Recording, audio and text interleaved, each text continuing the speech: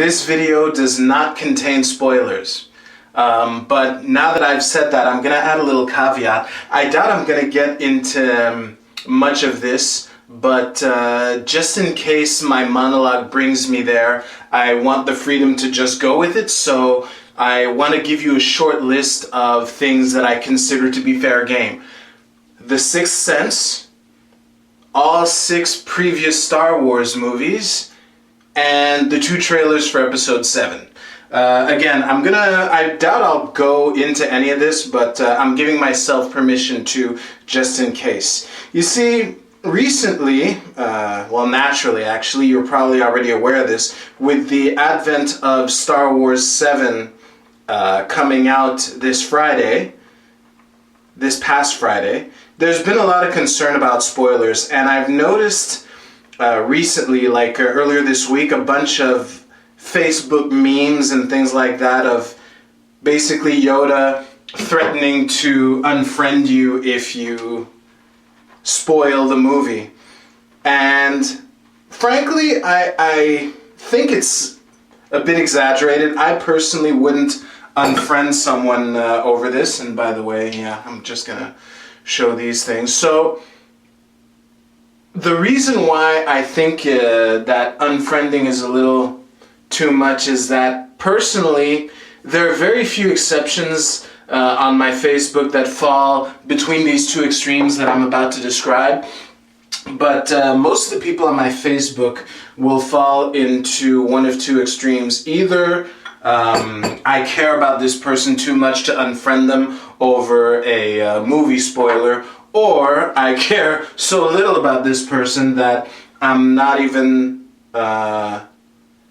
gonna get angry at them for spoiling the movie. However, it was a concern of mine, and seeing these this Yoda meme on my Facebook did bring up the topics of etiquette and what is the etiquette of internet spoilers and whatnot. I still think that in most cases unfriending someone over a movie spoiler is a bit of an extreme move, but hey, who am I to judge?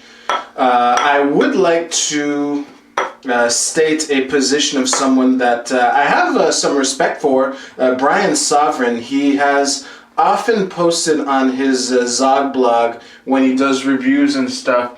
He'll put a little disclaimer at the beginning that says something along the lines of this reviewer considers people who get angry about spoilers to be terrorists. He considers that they're holding the world hostage and keeping them from using their natural right of free speech. I'll be right back. So that is a point that freedom of speech is a natural right. So is freedom of association, though. So naturally, if someone wants to unfriend someone because of that, in itself, it doesn't violate the non-aggression principle. And as I've said, hopefully many times on this channel, as long as it's peaceful and voluntary, even if I have a problem with it, I don't have that big of a problem with it. Now, coming back to me, the star of this channel, I still had some concerns over having the movie spoiled. It's definitely something that I wanted to see, and my personal choice was to see it as quickly as possible. And I was more than willing to see it alone if I had to. However, I was fortunate enough to find a friend who was also available to see it, and it just so happens that we saw it on the opening day on Friday evening. My goal was to see it at the latest today, so had I not found someone, I would have seen it alone today as a means to hedge myself, to protect myself from spoilers. And I think this brings up the point that ultimately it is like, if there's a movie that you know that's going to be popular and you don't want to be spoiled, it is up to you to defend yourself against being spoiled. And again, as much as I personally wouldn't unfriend someone over this, threatening to dissociate from someone for doing for spoiling a movie, it's not really you know, I don't have that big of a problem with that, if at all.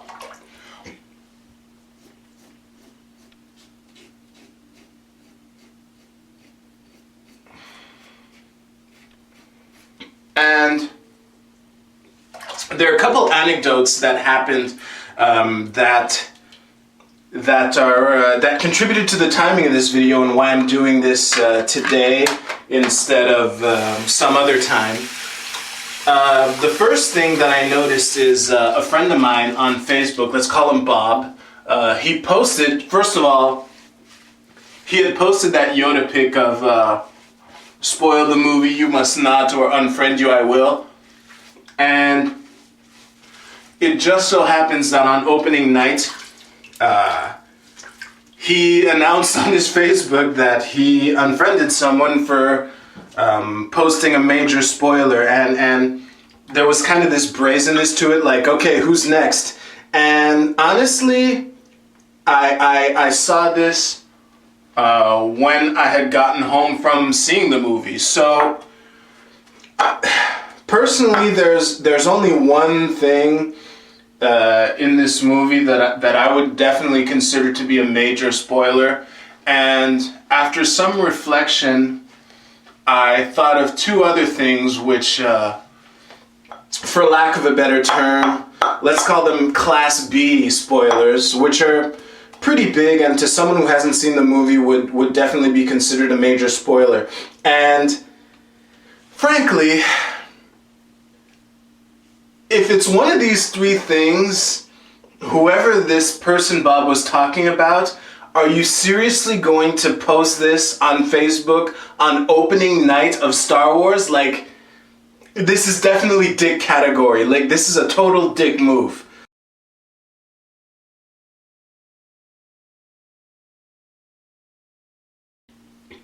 So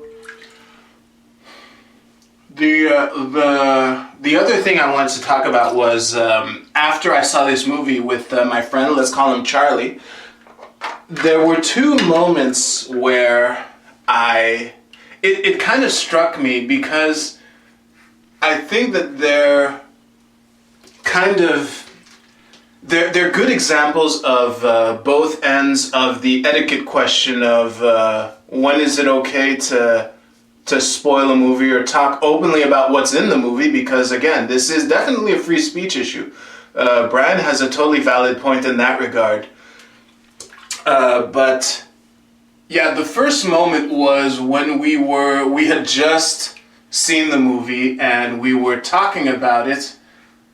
And the thing is, we were still on the escalator on our way to the front door of the movie theater where we had seen the movie. So we were about to, I forget who was about to speak of a detail within the movie, and let's say it was me. So I said, yeah, when such and such did, and then Charlie just put his hand up and said, dude, we're still in the movie theater. And I think that's a very valid case of calling me on improper etiquette. You know, you don't want to be the analog of Homer Simpson coming out of Empire Strikes Back saying, oh, who would have guessed that Darth Vader is Luke Skywalker's father, and everyone waiting in line to see it saying, oh, thanks a lot, buddy.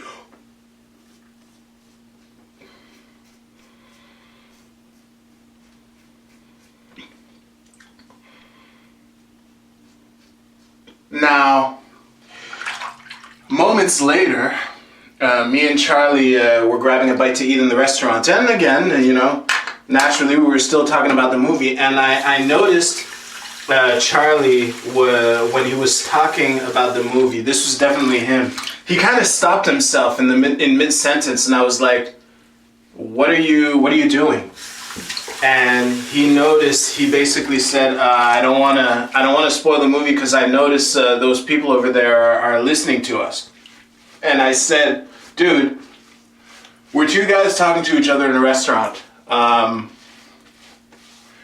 If you're listening in on another conversation, that's part of the risk. So just speak away. If they're listening in on our conversation, us being two guys in a restaurant, it's kind of their problem. And in that same rant, I continued and I said, like, if we were in a subway train, then his concern would be valid because, well, more valid because, you know, a subway train is an enclosed space. It's kind of difficult to not overhear a conversation, and I could kind of see more merit in that concern.